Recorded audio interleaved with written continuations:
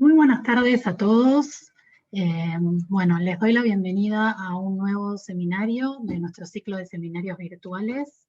Les agradezco a todos por conectarse y por el interés en estos seminarios que iniciamos el año pasado y que, bueno, desgraciadamente desgraciada por un lado y afortunadamente por el otro, podemos seguir este año, pero desgraciadamente digo porque tenemos que seguir de forma virtual por la pandemia.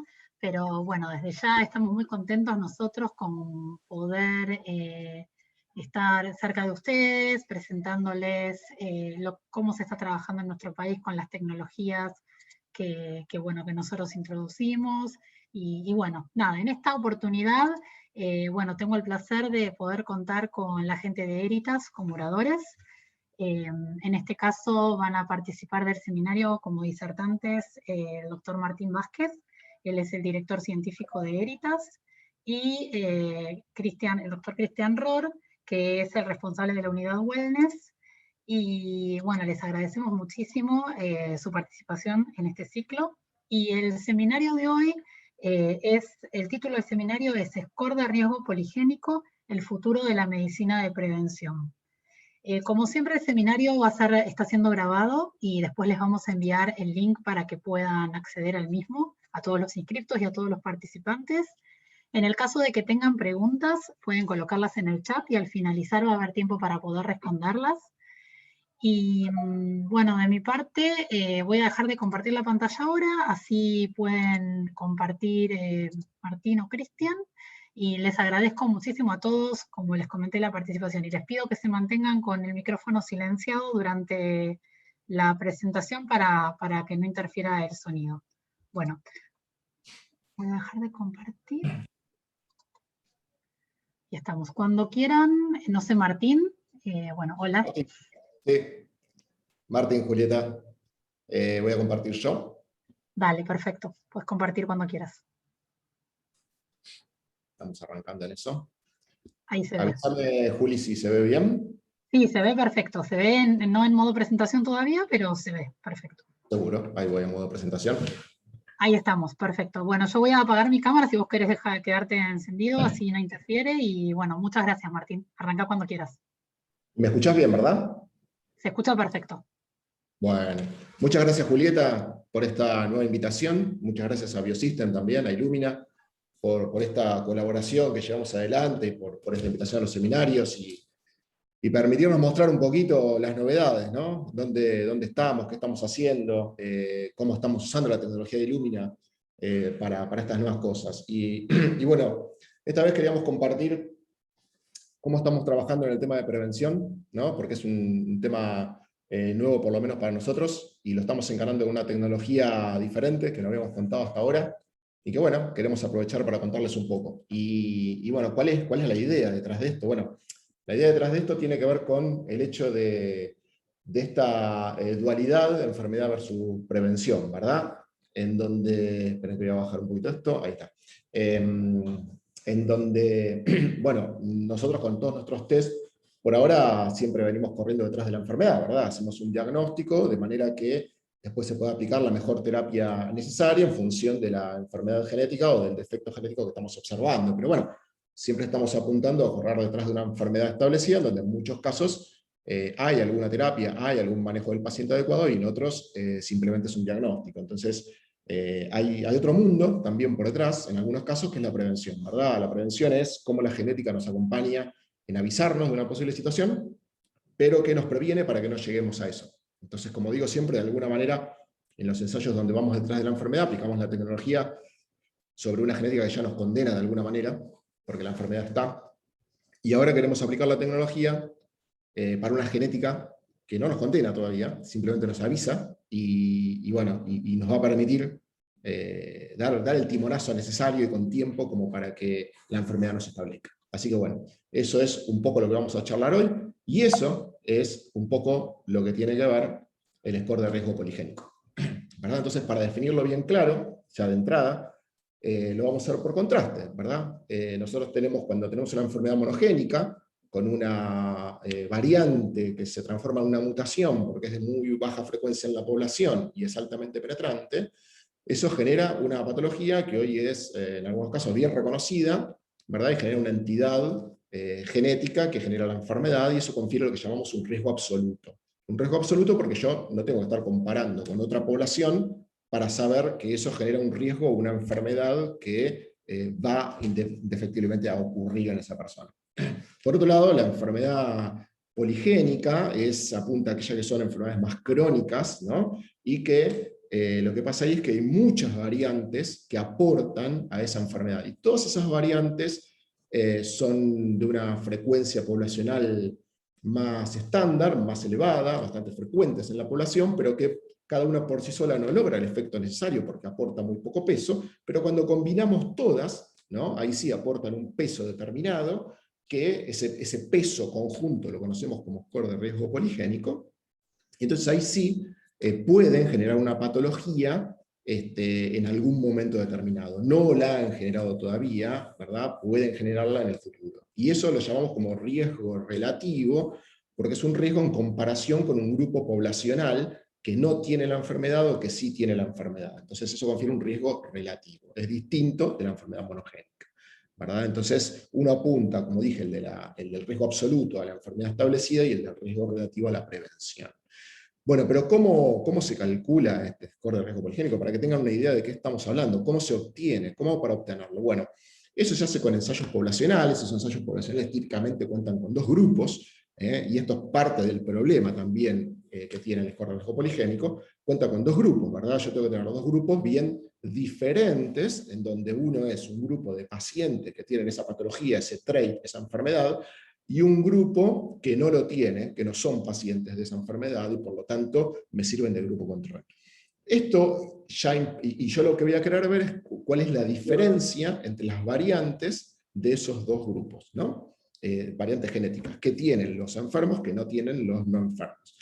Bien, ahí ya empiezan una serie de problemas porque, como se imaginarán, para todas las patologías es muy fácil conseguir el grupo de no enfermos, suele ser el grupo más prominente, el grupo donde el N suele ser muy prominente, muy grande, y el grupo de los pacientes va a estar dado por la frecuencia que tenga esa patología en la población. Va a ser más difícil conseguir ese número de pacientes en distintas poblaciones, entonces eso va a generar un sesgo, ¿no? Es muy difícil que termine con el mismo número de pacientes que de no pacientes en los grupos. Entonces, eso ya genera un problema, que es lo que yo llamo cuán grande es el tamaño de muestreo que tenemos ahí, y ese desvío que ya se está generando. Entonces, es importante cuando se observan estos estudios ver cómo están hechos y qué seriedad tienen en ese sentido. Bueno, yo saco DNA de los dos grupos, se comparan, ya sea por secuenciación o por arrays, y me fijo cuáles son las variantes poblacionales relativamente frecuentes que difieren entre los dos grupos. Y asumo que las que estoy viendo en el grupo de pacientes y no veo en las de no pacientes son las responsables de esa patología, ¿no? Que eso después tiene que ser confirmado. ¿Cuál es el otro problema que involucra esto? Bueno, uno, como ya dije, es el meramente estadístico, pero no solo meramente estadístico, sino también biológico. El estadístico es el tamaño del muestreo, cómo consigo los pacientes, cuán grandes son los grupos, cuán difícil es conseguir los pacientes. Y el otro es la ancestría que tiene ese grupo que estoy estudiando. ¿Por qué? Porque no es una sola mutación de riesgo absoluto, como dijimos antes, que causa la enfermedad, sino muchas variantes, que cada una aporta un peso, frecuentes en la población, que sumadas pueden generar la patología. Entonces, ¿qué pasa con eso? Al ser muchas variantes entre las distintas etnias, entre las distintas poblaciones, eso puede haber distintas variantes entre esos grupos que moderen un poco el peso. ¿tá? Cuando a lo mejor una variante tiene un determinado peso en la población europea, a lo mejor no tiene ese mismo peso en la población asiática porque hay otra variante en otro lado que la termina morigerando, modelando de alguna manera. Entonces, eso hace que la ancestría del grupo de estudio también sea súper importante. Y hoy, lamentablemente, la mayoría de todos estos estudios están hechos para ancestrías de poblaciones europeas. Tienen muy poca diversidad todavía. Empiezan a tener diversidad, pero tienen poca diversidad todavía. Sin embargo, por eso nosotros creemos que ya está entrando en un terreno, todo el score de riesgo poligénico, que empieza a tomar un valor, ¿verdad? De ponerlo en valor para las personas, porque ya esa diversidad se empieza a ampliar. Bueno, ¿cómo es esto entonces? Bueno, es muy fácil. Después, una vez que uno hizo este estudio y identificó cuáles son las variantes, es ahí sí meramente un cálculo estadístico, en donde es la sumatoria, ¿verdad?, de el peso que tiene cada una de esas variantes. Como yo dije, puede haber, no sé, 100 variantes que aportan esa enfermedad, no todas tienen el mismo peso, que sale del estudio poblacional, algunas tendrán un odds ratio, una probabilidad mayor de peso que otras, entonces ese peso es el beta, que aparece acá abajo, ¿no? Cada variante va a tener distinto beta, distinto peso poblacional, y se va a multiplicar por cuántas veces aparece esa variante en el genoma, si es heterocigota por 1, si es homocigota por 2. Entonces, bueno, voy sumando los betas multiplicado por si es heterocigota o homocigota, y obtengo un valor, que es la sumatoria de todo eso, que es el 0,52, este que aparece aquí, que es el riesgo poligénico, es el score de riesgo poligénico. Tomemos 3 casos ficticios como Fred, Alice y Greg, que están en este ejemplo de este trabajo, en donde tienen estos polimorfismos que suman todos ellos a una enfermedad, a una patología determinada que presentan Fred, Alice y Greg. ¿Qué pasa? Cuando sumo el peso que tiene, que salió del estudio poblacional, y el genotipo, para Fred me da un valor, para Alice me da otro valor, para Greg me da otro valor, que son sus scores de riesgo poligénicos. Eso es puro y duro el score de riesgo poligénico. Ahora, ¿el número hasta ahí significa algo? Bueno, no. Hasta acá no significa nada, es un número. ¿Qué me dice esto para Fred, para Alice y para Greg? Ese número. Uno más grande, el otro es más chico, el otro es positivo, el otro es negativo. ¿Qué significa? Entonces, bueno, ahí es donde hay que poner en valor ese riesgo poligénico. No es solamente hacer el cálculo. El cálculo no me dice mucho si yo eso no hago lo que se llama una estratificación. Esa estratificación me permite poner en valor ese score de riesgo poligénico en función del riesgo que genera en esa población. ¿Está bien? Entonces, estratificarlo significa, bueno, ese score de riesgo poligénico yo lo voy a dividir en percentilos en función del riesgo que genera para esa patología determinada. Entonces, si el score de riesgo poligénico cae en un percentilo muy alto, podremos decir que está generando un riesgo alto de esa carga genética. Y si cae muy bajo, estará generando un riesgo bajo, ¿verdad? Y el resto es el intermedio de la población general. Ahora bien, hasta ahí logré estratificarlo, con lo cual ese número lo transformé en valor, que significa alto riesgo, bajo riesgo, riesgo poblacional intermedio. Ya tengo algo más. Ahora, el verdadero valor del riesgo poligénico es cuando se combina en lo que se llama riesgo combinado, en el modelo de riesgo combinado. Ese riesgo combinado se obtiene de sopesar también las variables de riesgo clínico, ambiental o contextual de esa persona. Supongamos en este caso un riesgo poligénico para enfermedad coronaria, ¿no? Como es el ejemplo este. Entonces, bueno, la carga genética es una de las partes, a eso le tengo que sumar el riesgo contextual, ambiental y clínico del paciente. Eso significa, bueno, ¿cuál es su colesterol? ¿Fuma o no fuma? ¿Cuál es su presión sistólica? Bueno, todo lo que aporte, tiene sobrepeso, cuál es su índice de masa corporal. Toda una serie de cosas que van a aportar a esa carga genética, ¿verdad? Porque yo puedo tener, y acá un concepto importante, una carga genética elevada de riesgo para esa patología, pero todo el resto del contexto no está aportando. Entonces, si bien puedo tener esa carga no se va a manifestar. ¿tá? Entonces, eso es lo bueno del score de riesgo poligénico, que yo puedo prevenir justamente porque interacciona mucho con el riesgo clínico, ambiental y contextual de la persona, y si yo modifico esos hábitos, puedo, de alguna manera, disminuir mi riesgo total combinado, aunque la carga genética sea elevada. ¿tá? Pero ser claro ahí con estos conceptos, de la sumatoria de los dos surge el riesgo combinado. Ese riesgo combinado, en definitiva, es el que genera un threshold, una línea límite, sobre la cual yo digo, bueno, a partir de aquí puedo accionar. ¿tá? La sumatoria de los dos. Por ejemplo, un riesgo, una carga genética muy elevada para CAD, y además una persona con colesterol elevado, fuma 50 cigarrillos por día, tiene un IMC alto, bueno, es una persona que se compró todos los números, porque cuando hago el riesgo combinado, va a pasar muy ampliamente el threshold de accionabilidad, y entonces ahí sí, yo en esa persona tengo que accionar rápidamente. Cuanto más rápido accione, mejor. ¿Verdad? Entonces, de vuelta, concepto para anotar. ¿Qué importa? Importa el riesgo combinado, siempre. ¿tá? La carga genética sola es una parte de la historia. Bien. En concreto, ¿qué significa esto? Como utilidad clínica, un poco lo decía recién. Ahora, incluso fíjense esto, supongamos, pues esto también lo quiero dejar muy claro, ¿no? Modelo A, modelo B, son dos enfermedades diferentes. Enfermedad A, enfermedad B, supongamos, ¿no? Fíjense, lo que está dentro del rombo azul son las personas sanas que actuaron de control. Y las negritas es la distribución del score poligénico para personas enfermas en relación al grupo control.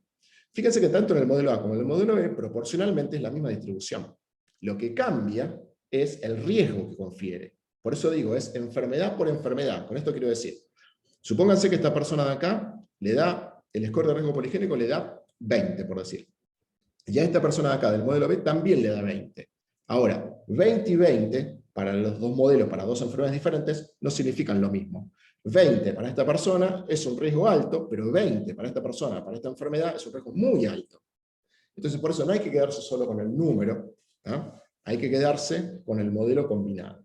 ¿Y qué pasa en este punto? Fíjense que para esta persona del modelo B dice que es muy alto. Si es muy alto, yo tengo una acción para hacer. En ese caso, cuando el modelo combinado da muy alto, ahí sí, muchas veces ya es un avisador de que el manejo del paciente puede llegar a una prevención invasiva, ¿tá? En un riesgo alto o elevado, ahí yo puedo hacer un monitoreo más importante, todavía no invasivo. Para la media de la población, que está en riesgo intermedio, que ni una cosa ni la otra, la prevención es la estándar, la clásica que uno puede decir, bueno, mira, camina, no fumes, eso es lo clásico. Y para los de muy bajo riesgo, ahí sí está muy, digamos, atrás, casi previniendo, de alguna manera, la enfermedad. Se puede permitir alguna cosita sin tener algún riesgo más elevado por eso. Así que fíjense la importancia que tiene de tener el score de riesgo poligénico en los modelos combinados, ¿verdad? Un ejemplo que a mí me gusta mucho, para ponerlo también en valores, en contexto, es la predicción de riesgo poligénico que permite predecir, de alguna manera, la trayectoria de peso y obesidad desde el nacimiento hasta el adulto. Y esto es muy interesante, porque fíjense que este riesgo poligénico, que se ha determinado, permite saber a la edad de nacimiento, ¿verdad? Fíjense qué interesante, al bebé ya hacerle score de riesgo poligénico con un análisis de ADN, y si me da muy bajo, ¿sí? Va a tener una chance muy alta de tener una trayectoria absolutamente normal hasta la vida adulta en su peso y obesidad, ¿no? Morigerado de vuelta con los factores contextuales.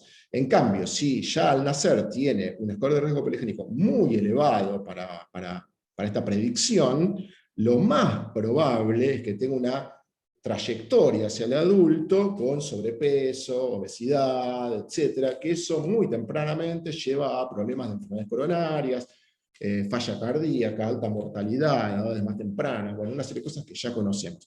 Pero fíjense que interesante, conociéndolo desde el bebé al nacer ya, si me da muy alto, yo puedo tomar acciones muy rápidas para evitar eso. Que es distinto si yo me hago el ensayo a los 40 años y tengo menos tiempo para tomar esa cantidad de cambios que puedo morigerar mi genética. ¿Vale la pena hacerlo a los 40? Obvio que sí, porque siempre hay tiempo de cambiar. Pero imagínense poder tomarlo desde el nacimiento y conocerlo, ¿no? Y otro punto importante que a mí me gusta mucho, pero que digamos, todavía requiere un poquito más de desarrollo, tiene que ver con que nos pasa a nosotros en nuestro ensayo, que nosotros, por ejemplo, el ensayo que llamamos CLEAR, nuestro ensayo de cáncer germinal. Y ahí lo que nosotros vemos muchas veces, que a pesar de tener mutaciones, como mencioné al principio, altamente penetrantes, tipo en BRCA, PALB2, CHEK2, mutaciones que uno sabe que claramente confieren un riesgo absoluto, y observamos una línea familiar, vemos que por ahí la tía lo tuvo, la madre lo tuvo, y la hija se lo salteó, a pesar de tener la mutación. Entonces, decimos, bueno, ¿qué pasa acá? Y lo que normalmente uno llama penetrancia incompleta, especificidad variable, los mismos términos que usa siempre en los casos en donde un individuo de la familia se lo salteó una generación, ¿verdad? Pero la mutación estaba, no es que no estaba la mutación. Entonces, hay algo que estuvo modulando eso, ¿no? Y el por qué siempre nos queda. No podemos decir más que, bueno, penetrancia incompleta, especificidad variable, pero no podemos salir de ahí. Y fíjense lo que demostraron en este trabajo. Súper interesante. Cómo el score de riesgo poligénico modifica, ¿no?, el riesgo que presenta, el riesgo absoluto que presenta la mutación penetrante.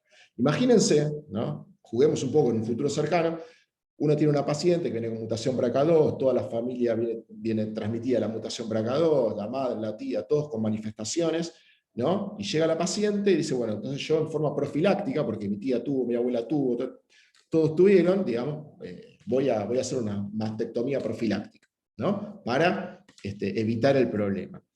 Lo que estos tipos demuestran es que cuando el score de riesgo poligénico en esa persona es muy bajo para cáncer de mama, se modifica el efecto de esa mutación penetrante, y ahí es cuando se saltea una generación.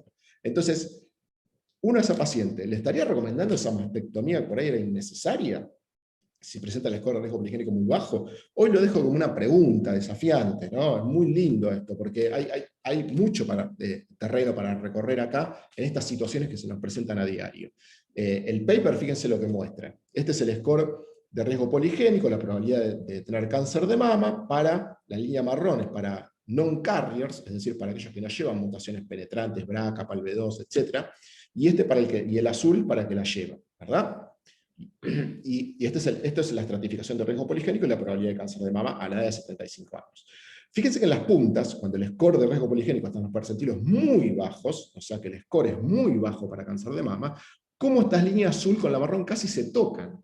¿Qué está diciendo eso? Que el peso de la mutación penetrante es casi como el del non-carrier.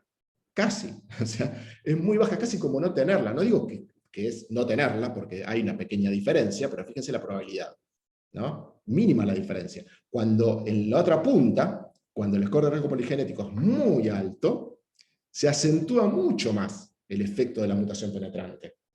Se torna todavía más severo. Entonces, es muy importante para estos pacientes, además de entender que tiene mutaciones penetrantes, ver también el score de riesgo poligenético por un modelo combinado. Bueno, esto a nosotros nos interesa mucho, lo estamos desarrollando. Hoy no está listo, porque esto, como digo, es un tema de pedido médico que se tiene que hacer e incorporarlo a nuestro ensayo de CLEAR.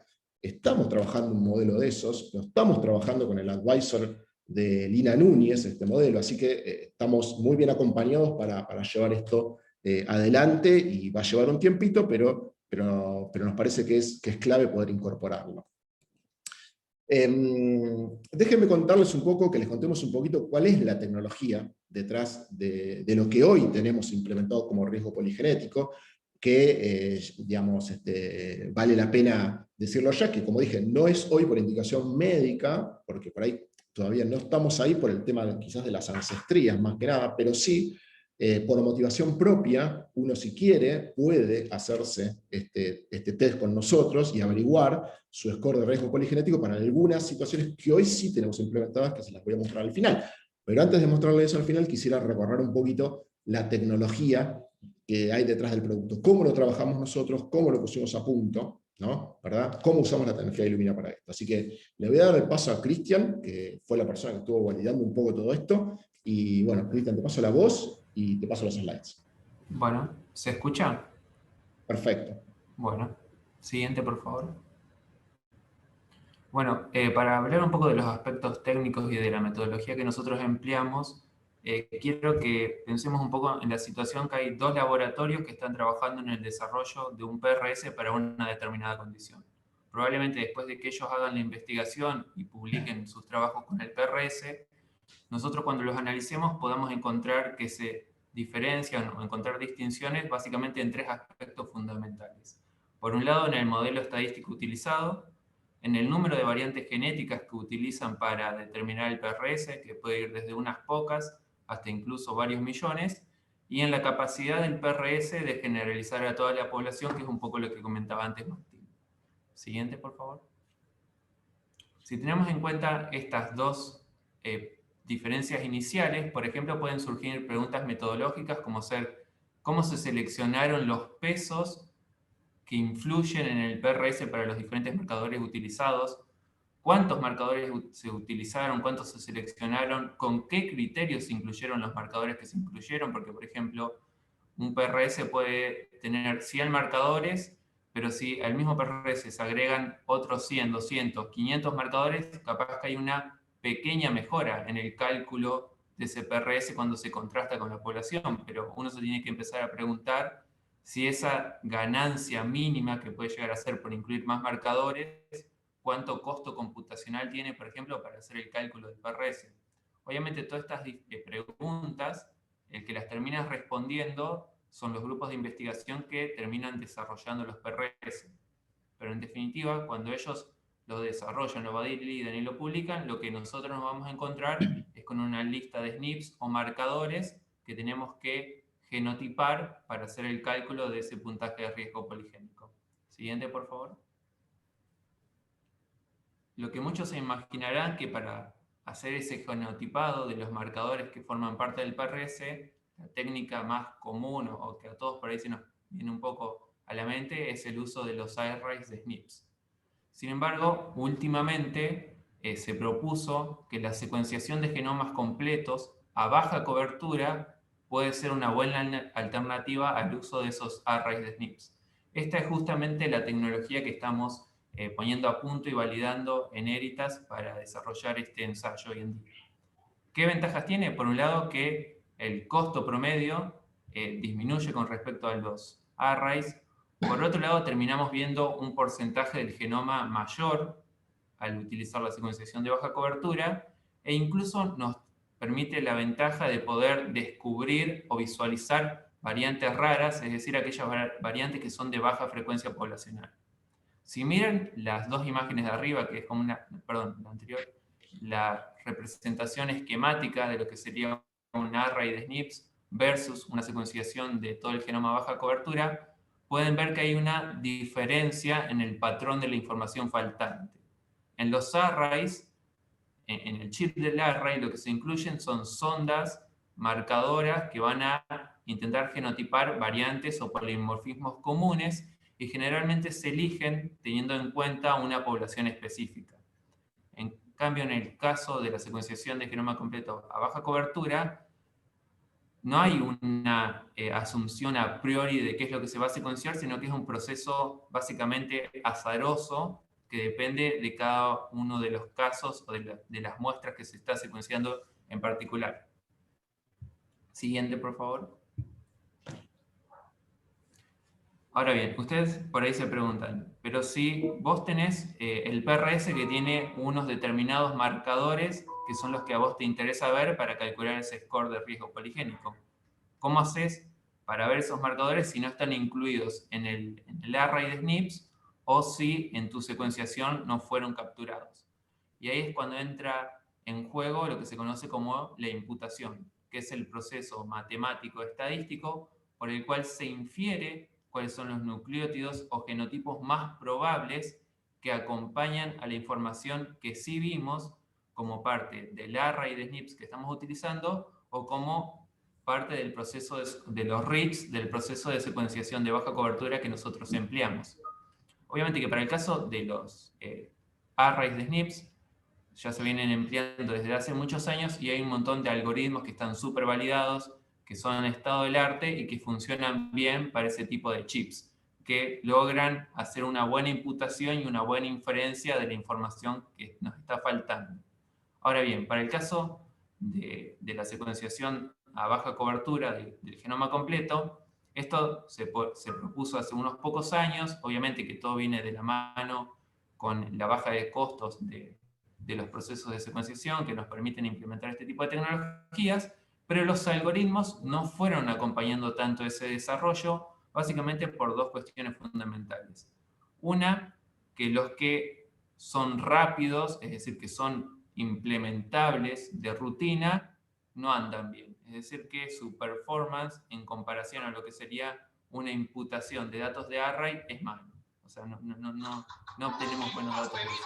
Y por otro lado, los que sí funcionan bien son demasiado costosos computacionalmente. Es decir, que por ahí nos tiramos una semana para imputar los datos de una sola muestra.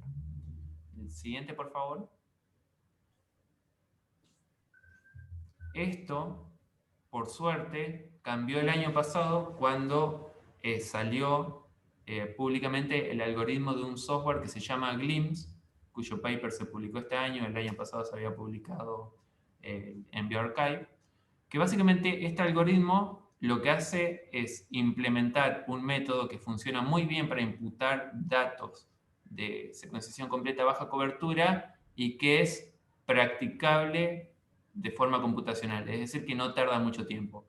Básicamente el algoritmo lo que hace es tomar los datos de secuenciación de baja cobertura, calcula los genotipos a priori, es decir, solamente teniendo en cuenta la información de la secuenciación, y luego, tomando una base de datos enorme de haplotipos conocidos, que estos se llaman paneles de referencia de haplotipos, que generalmente se construyen a partir de bases de datos públicas como son la de 1000 genomas, el proyecto de EXAC o el proyecto de GenomaD, selecciona de esos grandes paneles de referencia cuáles son los haplotipos más similares al del individuo que se está analizando.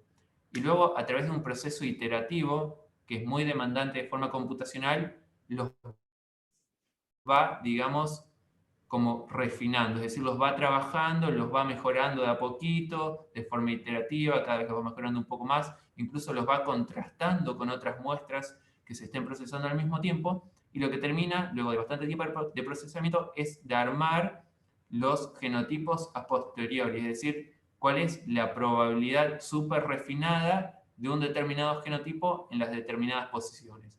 Y eso acompañado de haplotipos mucho más refinados para cada una de las muestras que se está analizando en el momento dado. Siguiente, por favor. En esta figura de un paper se puede ver la comparación de utilizar secuenciación de genoma completo a baja cobertura junto con GLIMS versus imputación con un método de estado del arte para datos de array. A la izquierda tenemos datos de población africana y a la derecha datos de población europea, y lo que se puede ver es que incluso con frecuencias del alelo menor muy bajas y para población africana que generalmente es la más desafiante, la combinación de GLIMS con los datos de secuenciación de genoma completo a 1 por o incluso a 0,5 por de cobertura de media funcionan mucho mejor que la imputación de datos de array. Y ya si nos vamos a ver población europea, quizás no hay tanta diferencia, pero siguen performando mucho mejor. Yo ahí en el slide les dejé, por si les interesa después entrar a ver, en la página de los desarrolladores del software, ellos tienen un gráfico en el que se pueden elegir datos de secuenciación a diferentes coberturas y se pueden contrastar contra básicamente la gran mayoría de plataformas de arrays que hay disponibles hoy en día, y pueden hacer gráficos de este estilo y ver cómo performa mucho mejor esta metodología. Si bien yo les comentaba hoy que este algoritmo acerca computacionalmente la ejecución de imputación para datos de genoma de baja cobertura, igual tarda muchísimo tiempo. Nosotros intentamos implementarlo en nuestro laboratorio y procesar una sola muestra nos tardaba más de 3 días en nuestros servidores, y créanme que son servidores potentes. Entonces, en definitiva, para poder desarrollar los scores de riesgo poligénicos utilizando esta tecnología de secuenciación de baja cobertura, terminamos haciendo un acuerdo comercial con una empresa de Estados Unidos que se llama GenCode, en el que nosotros, en Editas, hacemos la preparación de las libraries y realizamos la secuenciación de las muestras, y la imputación la hacemos en la plataforma de GenCode, que básicamente lo que ellos tienen implementado son diferentes algoritmos, y ahora también implementaron el algoritmo de GLIMS, que como dije es el estado del arte para esto, así que de esa forma nosotros con nuestra secuenciación y su plataforma de análisis podemos tener datos imputados de altísima calidad. Incluso este slide me parece muy interesante porque también nos pone un poco en perspectiva a lo que puede pasar hacia el futuro. Ahí en el recuadro de arriba está la solución que nosotros estamos proponiendo, que es básicamente la secuenciación a 1 por del genoma junto con la imputación utilizando el software de GLIMS. Y podemos ver que cuando lo contrastamos con las plataformas de array que hay hoy en día, incluso para el caso de la plataforma más avanzada y más costosa de arrays, esta solución que nosotros estamos proponiendo, en el caso de variantes raras, alcanza la misma correlación, es decir, con las variantes reales que deberíamos estar viendo. Es decir, que performa igual de bien que el mejor array. Ahora bien, si nosotros pensamos a futuro, y si las plataformas de secuenciación siguen bajando los costos, si nosotros podemos implementar una solución de secuenciación efectiva utilizando un poco más de cobertura, la performance incluso ya se vuelve muchísimo mejor, y como que dejamos muy atrás al mejor array de hoy en día. O sea que pensando a futuro esto es muy interesante. Siguiente, por favor. Bueno, un poco ahí ya vimos cuáles son la solución a la pregunta inicial de cómo hacer el genotipado de los SNPs o de los marcadores que forman parte de un PRS. La siguiente pregunta que nos queda como responder es ¿cuál es la capacidad de un PRS de generalizar a toda la población? Ya lo estuvo mencionando Martín, yo acá puse simplemente una figura de ejemplo de un paper en donde ellos lo que hacen es un PRS para diabetes tipo 2 que originalmente fue desarrollado teniendo en cuenta una cohorte de individuos de descendencia europea, como cuando se intenta calcular con los mismos marcadores el PRS en individuos de otras poblaciones, como ser amerindios, sur de Asia, este de Asia o africanos, ya no se puede transferir ese PRS, porque si uno tuviese en cuenta la estratificación de las muestras, para el resto de poblaciones, ese PRS nos estaría diciendo que básicamente todas las muestras tendrían un riesgo alto para el desarrollo de diabetes tipo 2. Claramente esto en la realidad no es así. Sin embargo, también hay muchísima evidencia que si uno se centra regionalmente, por ejemplo, en este paper lo que ellos compararon fueron muestras de descendencia exclusivamente de pacientes de Estonia, que no formaron parte de la cohorte de pacientes iniciales europeos, podemos ver que para las diferentes regiones sí es transferible, es decir, que si se tomara cualquier población europea, el PRS general europeo sí sería transferible. Siguiente, por favor. Obviamente que esto es un problema que viene de larga data y que es públicamente conocido y que básicamente es porque la mayoría de estudios de GWAS se realizan sobre individuos que tienen descendencia europea. Entonces, es cierto que por ahí hay un poco de bias en las predicciones que se obtienen con estos algoritmos. Sin embargo, hay soluciones, por ejemplo, la solución que nosotros tenemos ahora de corto plazo es que al momento de calcular un PRS también calculamos la ancestría de la muestra.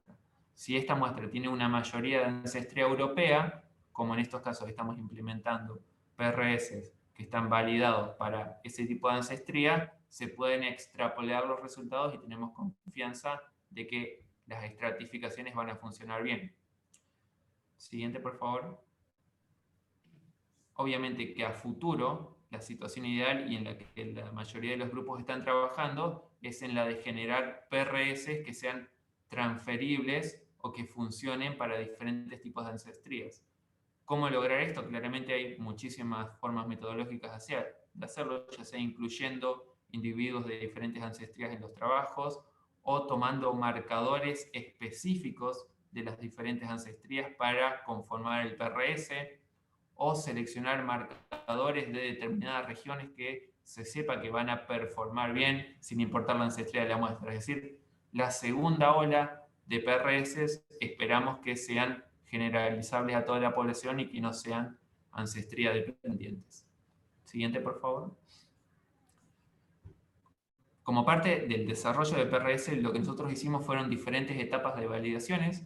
Por un lado, la etapa de alfa testing, es decir, del desarrollo inicial, lo que tomamos fueron 25 muestras diferentes y probamos diferentes cosas, como ser la configuración de corrida en las plataformas de Illumina, ya sea 1x75 o 2x150, probamos Nexel 500, Nexel 550, comparamos cómo performaban las muestras de sangre versus muestras de saliva, probamos diferentes coberturas desde 0,35 hasta 1 por, probamos diferentes algoritmos de imputación, diferentes pipelines de análisis bioinformático que mezclaran todos los datos que estábamos recibiendo, y luego de ese alfa testing y de diferentes pruebas y análisis muy exhaustivos, tomamos como decisión final utilizar una configuración de 2x150 en el secuenciador y de 1 por de cobertura.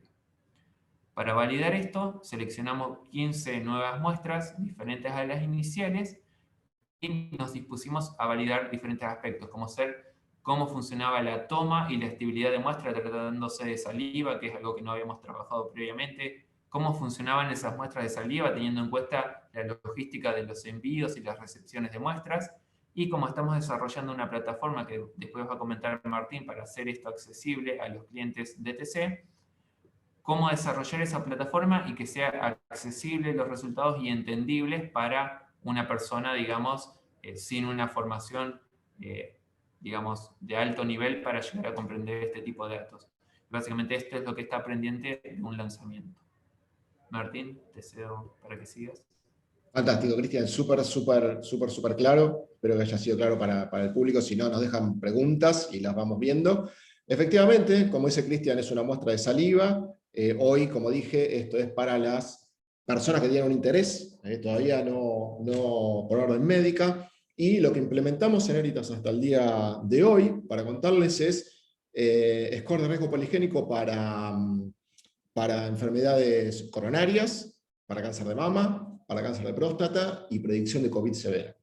Les muestro un poquito cómo lo hicimos. Esta es una plataforma que se entra con usuario y clave, y básicamente en el de enfermedad coronaria, por ejemplo, para mostrar el primero, voy a recorrer rápido los 4, en el de enfermedad coronaria lo que nosotros analizamos es 1.700.000 marcadores que están presentes en el genoma, que sumados dan el score de riesgo poligénico que se observa acá en la pantalla, ¿verdad? Nosotros lo pusimos con este slider para que sea fácil de interpretar la estratificación de la que yo hablaba al principio, ¿verdad? Y en estos datos que voy a estar mostrando, perdón, de acá hasta el final, son los datos míos personales que los tengo abiertos para el alfa testing y el beta testing, y son mostrables públicamente. O sea, no estoy comprometiendo a absolutamente nadie con sus datos genéticos, más que los míos propios. Eso hago la salvedad.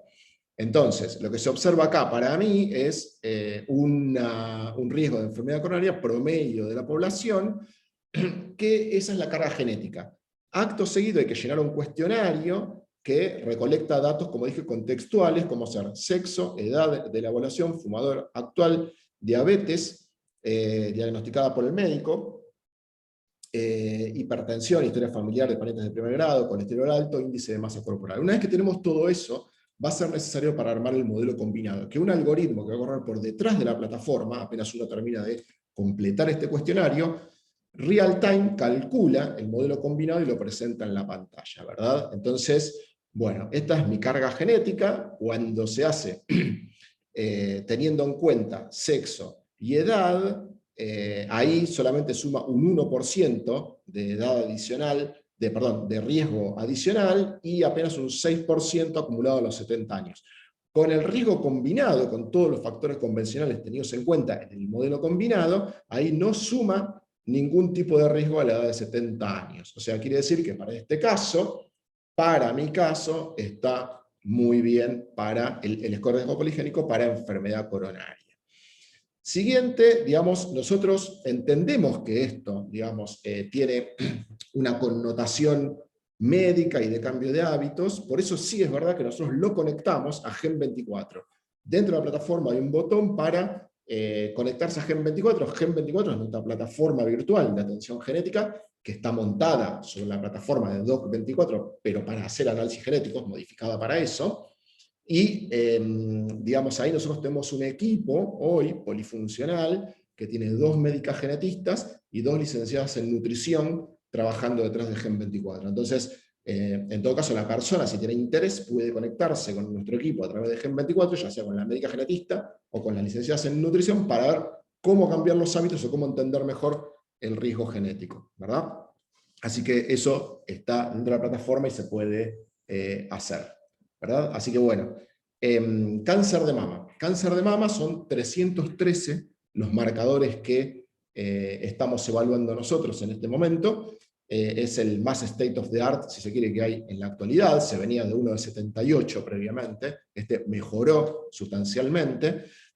Si bien existe cáncer de mama en hombres, es extremadamente infrecuente, esto más vale un interés para las mujeres, pero se observa que en mi caso es muy bajo ese riesgo. La importancia que también tiene es cuánto de esto uno está pasando a la descendencia. Por eso también a veces es importante los scores de riesgo poligénicos, aunque quizás a priori afecta más a una mujer o afecta más a un hombre, pero sí cuánto uno está pasando a la descendencia es algo que le va a interesar. Entonces en este caso es muy bajo, y también en este caso se va a tener en cuenta una serie de factores convencionales como ser edad para las mujeres, edad de primera menstruación, consumo de alcohol o no, nulliparidad sí o no, edad del primer parto si lo hubiera, historia familiar en parientes de primer grado con cáncer de mama, índice de masa corporal, tratamiento hormonal de la menopausia si lo hubiera. Entonces todo eso va a ser al riesgo combinado.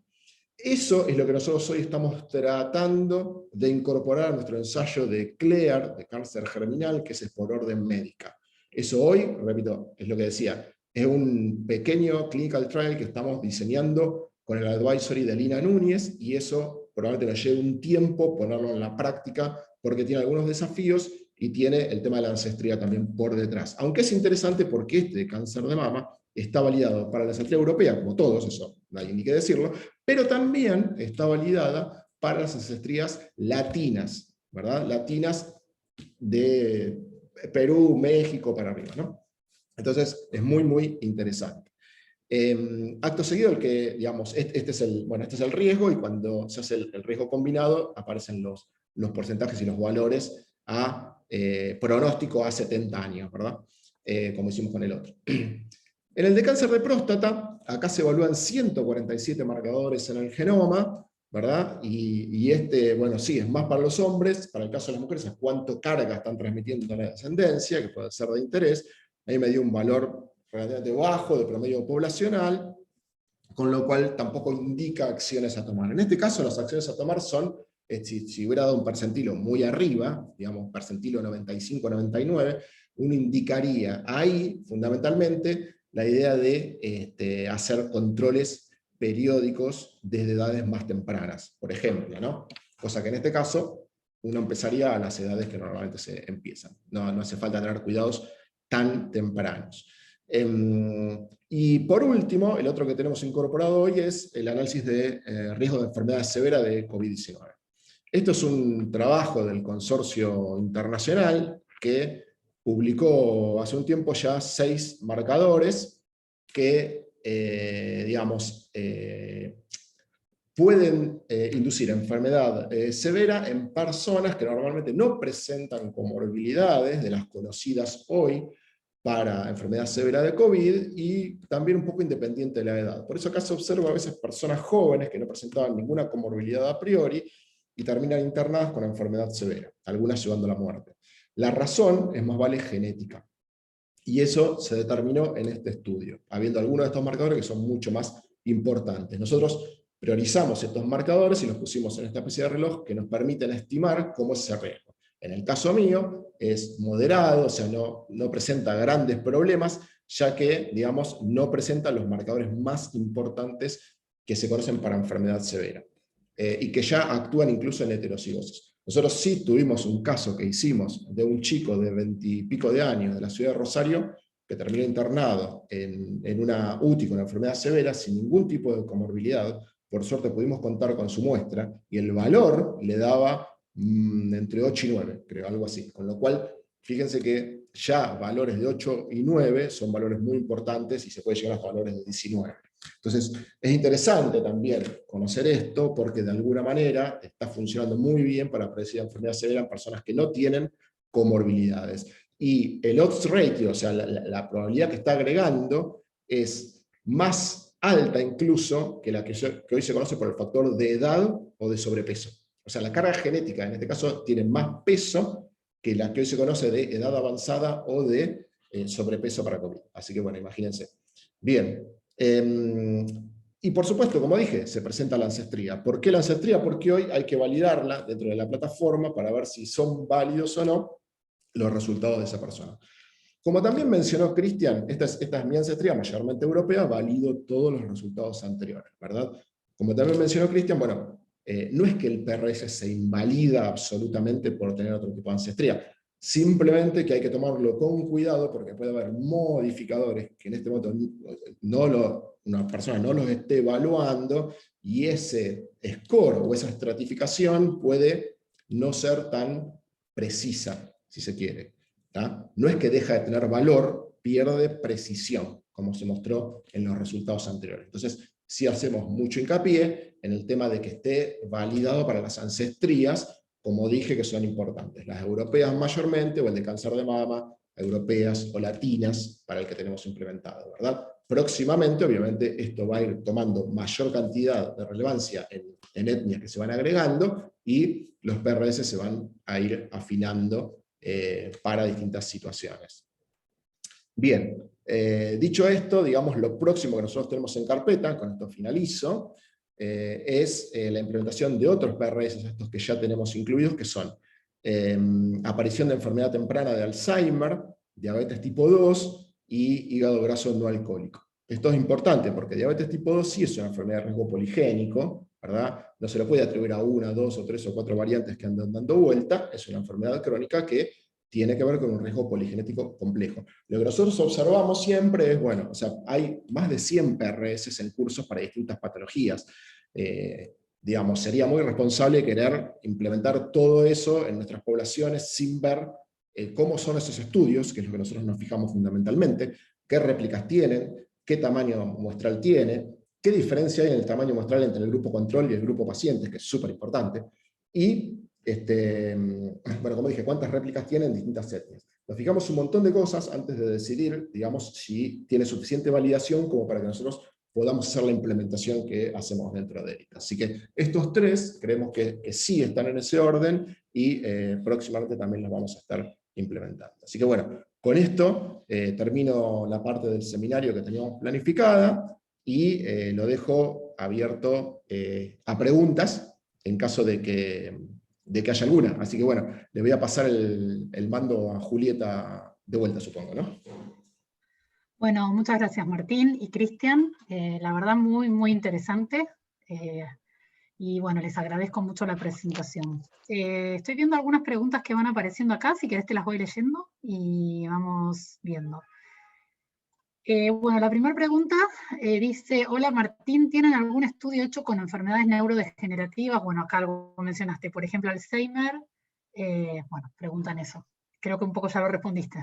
Pero... Sí, no, es que hay varias además, hay distintas patologías, digamos, una la de Alzheimer sí que es neurodegenerativa, hay otras también que están en desarrollo, pero como yo digo, hay que ser responsables con el tipo de trabajo que tienen, porque hoy por ahí muchos de esos PRS sirven y están perfectamente validados. No quiere decir que no sirvan, si esto quiero ser claro, son perfectamente útiles, pero dentro del grupo de estudio. Entonces, yo traer una persona tercera y querer incluirla dentro de ese PRS, muchas veces no es útil y no sirve. Entonces, eso hay que hacerlo con mucha responsabilidad, esto va a ir creciendo, ¿verdad? Va a haber cada vez mejores estudios, con más etnias, y entonces sí va a ser extrapolable a distintas poblaciones. Yo quiero dejar en claro eso, que muchas veces, no es el caso de los que ya tenemos implementados, porque lo hicimos con mucha responsabilidad, pero sí que tengan cuidado con los estudios que van viendo, porque, les repito, muchas veces sirven solo para la población de estudio. Perfecto. Creo que alguien quiere hacer alguna pregunta en forma oral, porque alguien me parece que se desmutió. Esperame un segundo, a ver si puedo ver quién es.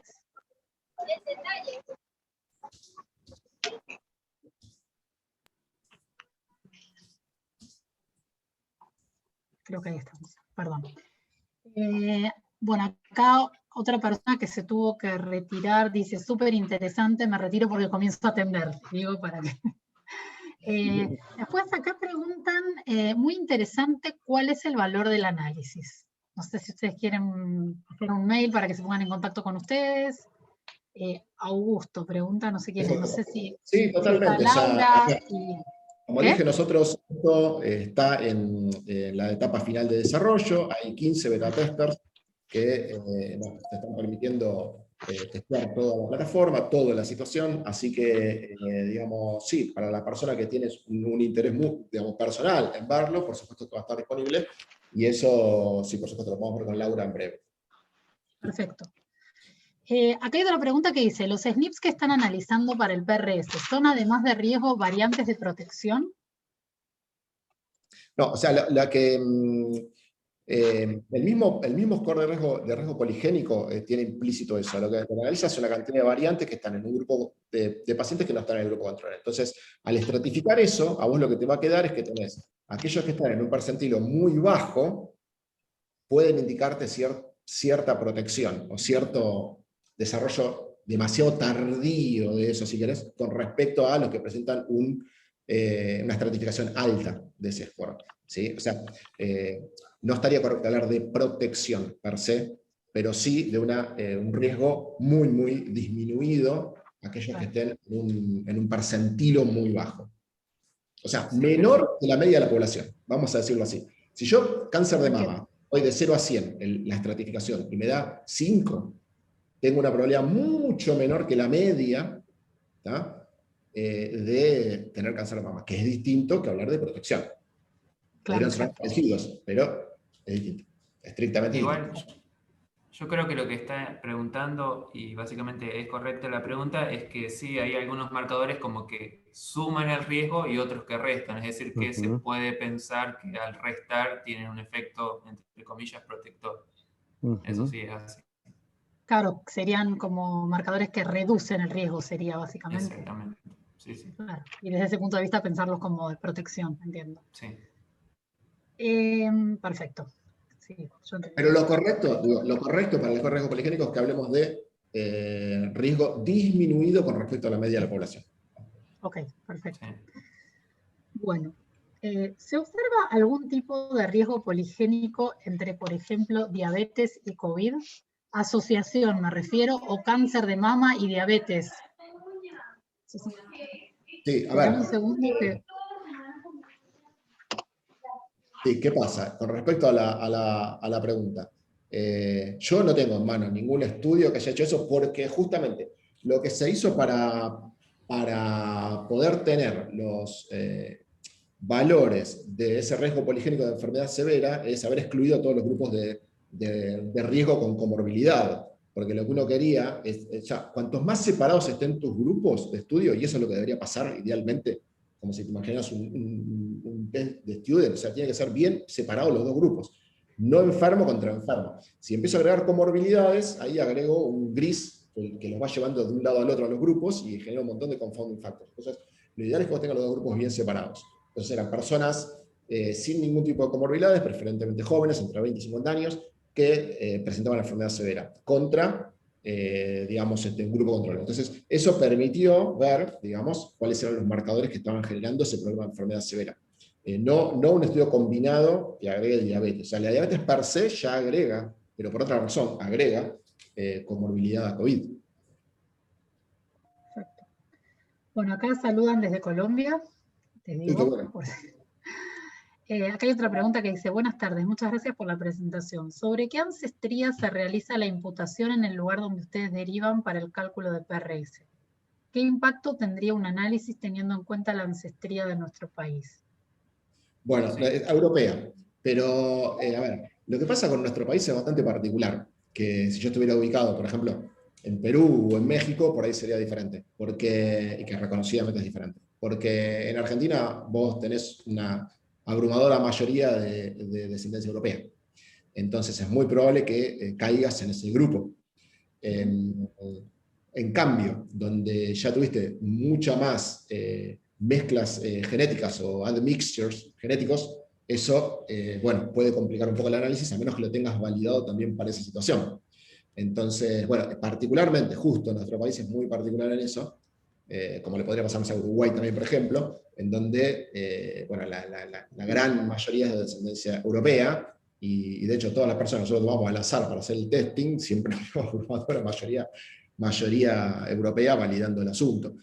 Ahora, si vos tuvieras y nosotros observáramos que efectivamente no se cumple esa proporción europea, vos tendrías que desde invalidar el análisis o, digamos, decir que se tiene que tomar con muchísima precaución hasta que eso tenga más precisión. Ahí puedo sumar a la respuesta. La compañía con la que nosotros trabajamos, básicamente, lo que se hace es utilizar paneles de imputación, que esos paneles básicamente tienen representados haplotipos de individuos que tienen básicamente ancestría de todos los lugares del mundo, porque lo que se hace es tomar individuos que están en las bases de datos, ya sea de ancestría europea, americana, mexicana, es decir, cualquier individuo que está representado en esa base de haplotipos, por eso yo decía que eran tan grandes y tan intensivas de forma computacional para hacer estos cálculos. O sea que, con respecto a esa pregunta, se quede tranquilo que lo que se hace es machear a los individuos más parecidos para hacer ese refinamiento de los genotipos que yo comentaba. Sí, está muy bien lo que dice Cristian. Yo no sabía dónde apuntaba la pregunta, pero para que se queden tranquilos, la imputación es multiancestría. Si no, no podríamos calcular la ancestría nosotros. Yo lo que hablaba era del valor del PRS en función de esa ancestría después, ¿verdad? Pero sí para la imputación de los valores, si yo te digo tenés un PRS que me dio 50, está bien imputado, porque se utilizan las ancestrías de todo el mundo. Me surge la duda en enfermedades crónicas como obesidad o diabetes tipo 2, si el contexto clínico no es en sí mismo más potente como factor a considerar que la carga genética. Interesante la pregunta. Es lo que aporta el valor de riesgo poligénico, justamente. Mostrarte cuál es la carga genética y ponerlo en un modelo combinado. Yo vuelvo a lo mismo. El valor es el del modelo combinado. Después, ¿cuánto aportan cada uno? Eso sale del ensayo, ¿no? Y eso es lo que hace la estratificación del modelo combinado. Cuánto más peso tiene la carga ambiental que la carga genética. Pero la carga genética está. Eso seguro. A ver, está en aquellos estudios donde se ha validado, quiero decir. No es que está porque se me ocurre a mí, digamos. Eso está porque hay un estudio muy grande que validó que hay una carga genética que tiene tanto peso para tal situación. Supongamos diabetes tipo 2. Pero después, por supuesto, está el contexto. Por eso yo vuelvo a insistir que no puede tomarse el valor aislado de la carga genética, sino que debe ser tomado en forma de modelo combinado. Perfecto. Hola, excelente presentación. ¿Tienen algún estudio de variabilidad de respuesta a tratamientos? No, particularmente nosotros no. Pero es obviamente lo que la plataforma va a empezar a permitir también, en la medida en que uno empieza a tener muchos de estos análisis. Por ejemplo, tomemos CAD, por decir. Entonces tomamos CAD y empezamos a ver que de los muchos que tenemos, tomamos el subgrupo que presenta estratificación de 90 a 100. Y empezamos a ver, digamos, el modelo combinado, junto contra todos sus valores contextuales. Y se le indican cambios a hacer, ¿tá? Y eso se ve en las variables clínicas después, si mejora, si no mejora, etc. Eso es estudio prospectivo hacia adelante, quiero decir, pero teniendo esos estudios, ese grupo de personas dentro de los estudios para poder seguirlas. O sea, es muy interesante la pregunta, pero son estudios prospectivos, ¿no? Que van a requerir mucho tiempo que vayamos haciendo y siguiendo a esa población, porque se le van a indicar cambios. O sea, una persona que tiene 29 percentilo, se le van a indicar cambios. Pues una persona fumadora, le hacemos una fuma. Entonces, una serie de cosas que después hay que ver cómo se impactan en su enfermedad coronaria o en su desarrollo posterior. Si es que no lo tenía, si lo tiene, si lo tenía, si disminuye su riesgo, etcétera, etcétera, ¿no? Muy interesante. Es parte de lo que creo que la plataforma agrega valor, que podamos hacer eso. Bueno, perfecto. Acá hay otra pregunta que dice, espera que se me fue. ¿Cuál es la precaución que hay que tener en tomar decisiones clínicas en función de estos marcadores de riesgo poligénico cuando aún no están validados? Me parece que hay que ser muy cautos. Bueno, nosotros separamos los que creemos que están bien validados son los que están en la plataforma. Ahí es donde empieza nuestra responsabilidad. Entender que hay algunos que están muy bien validados, que incluso algunos, como mencioné, en distintas ancestrías ya se siguen validando. En esos casos, los grupos de estudios son muy grandes, las estadísticas son muy fuertes y están bien hechos científicamente. Como dije, después hay otros, ¿no? Hay otros que andan dando vuelta. Uno puede entrar incluso a un catálogo donde va a tener cientos. Procedan con mucho cuidado, porque eso, vuelvo a repetir, vale para la población de estudio y punto. ¿Tá? Porque hoy, a mí tener un grupo grande de finlandeses que tienen tal situación, vale para esos finlandeses. O sea, punto. O sea, no puedo decir que ni siquiera vengo a Sudamérica y puedo hacer algo con eso. Entonces, hay que tener mucho cuidado con eso. La pregunta está muy bien, pero en aquellos que están validados no hay problema. Y está bien validado que la correlación que hay, la carga genética con la carga ambiental o contextual, y que las modificaciones que uno haga son beneficiosas para disminuir esa carga genética. O sea, para disminuir el riesgo que aporta esa carga genética. Eso está bien validado para los que estén bien validados. ¿Tá? Por supuesto que después hay bastante garbage en el medio dando vueltas, ¿no? Que por eso hay que tener mucho cuidado. Sí. Bueno, ¿para cuándo habrá información validada para ancestría hispana, como por ejemplo países andinos? En la medida en que... De hecho, nosotros, perdón Martín, nosotros con la compañía que estamos realizando la imputación, como parte del acuerdo comercial, tenemos planteadas acciones de trabajo conjunto que nos gustaría futuro, y toda la parte de mejorar la ancestría de la parte hispana es una de las cosas que ya hablamos de antemano con ellos como una de las líneas de trabajo en la que estamos muy interesados. Correcto. Como dijo Cristian, la idea es poder sumar gente a esa plataforma con distintas ancestrías, ya más como clinical trial, digamos, y poder trabajar con ellos en cómo ir ampliando eso. No somos los únicos, por supuesto, que tenemos esa idea. Cuantos más grupos empiecen a incluir en estos estudios de yiguas más ancestrías, más se va a beneficiar esto, por supuesto. Acá veo una última pregunta que dice, ¿indican todas las variantes o SNPs que se analizan en cada caso? Me refiero a si brindan información sobre qué variantes, bueno, sí dice lo mismo. Si brindan información sobre qué variantes analizan en cada caso. Sí, o sea, ese es un listado que está disponible muy fácilmente. En CAD, como dije, son 1.700.000 variantes. En cáncer de mama estamos usando el State of the Art, que es el de 313, que superó el de 78 anterior, y el de cáncer de próstata son 147, el de COVID son esos 6. Los de COVID estaban ahí en la pantalla. El resto son muchos, pero son listados fácilmente obtenibles. Lo que pasa es que, bueno, digamos, un listado que por sí solo no va a decir absolutamente nada, sin el cálculo del riesgo.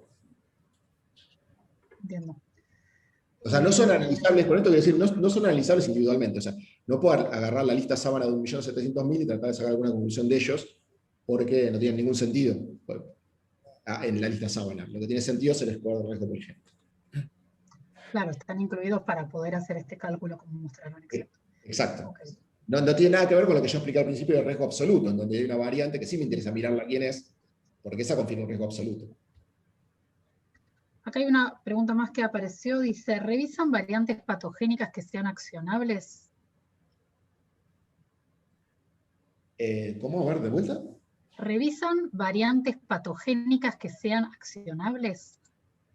Claro, bueno, pero eso no está dentro del score de riesgo poligénico, Claro. como dije, ¿no? Eso es, el score de riesgo poligénico es un poquito lo que contamos, variantes de frecuencia relativamente común en la población, que sumadas dan un efecto.